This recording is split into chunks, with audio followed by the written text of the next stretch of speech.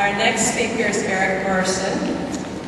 He comes by way of Woodlawn Middle School, and next year we'll find him as a freshman on the Harvard campus. He'll be giving the Gubernator speech looking ahead, and we can recognize his father Alex and mother Sandy before Eric speaks, so congratulations.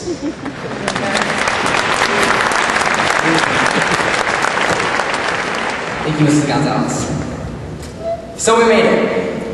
Each of you graduating here today has worked through the years at Adlai Stevenson High School, one of the most rigorous schools in the nation.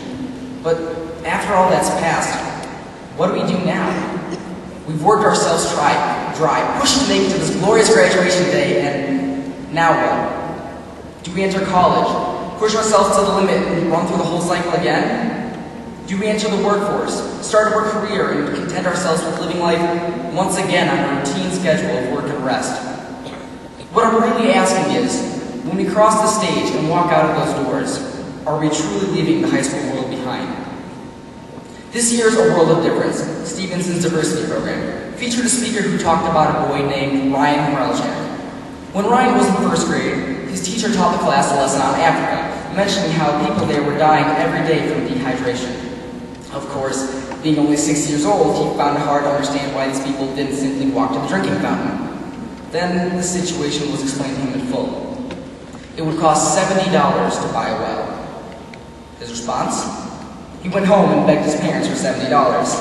And though they didn't give it to him outright, they humored him, and they let him begin saving up his allowance to buy that well. Quite an undertaking for a 6-year-old boy. But despite his age, his attitude reflects something inside all of us. Upon graduation, we become members of a community much bigger than the Stevenson bubble. With almost 5,000 students, it's hard to believe, I know. But in taking that diploma, we join into a society that extends without boundaries. Today marks the day that we all become global citizens. Now, that comes with many advantages and freedoms, of course, but along with that comes great responsibility. We're moving into a world where our actions begin to matter on a scale far greater than any we've ever seen before. The path we choose from this day forth will characterize how we define the rest of our lives. Where we go from here will speak volumes about our upbringing. Thanks to Stevenson, each of us has had a valuable head start out in the world beyond. Don't take it lightly. Utilize the foundation you've built to its fullest potential, taking every ounce of experience you've worked so hard to gain and directing it towards your future. This year alone, we've seen Stevenson students do some truly unbelievable things through all that this school offers.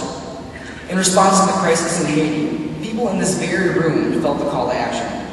Their work brought thousands of dollars of relief to people whose lives were literally torn apart.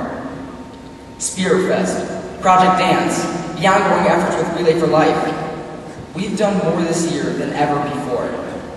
And all of these events have student initiative as the driving force. If you'll humor me, let's see just by a show of hands. How many students here are graduating and staying somewhere in Illinois?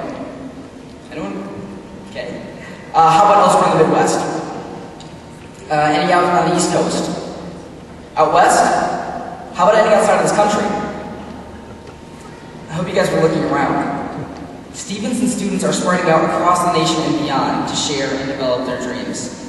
The next generation is here. As of this day, we are now vital parts of a worldwide network of people.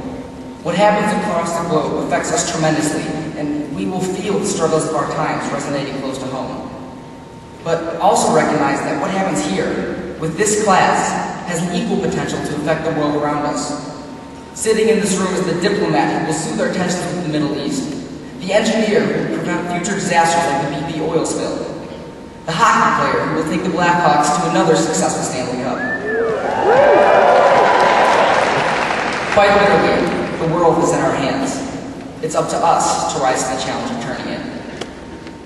The word graduation literally means a step up.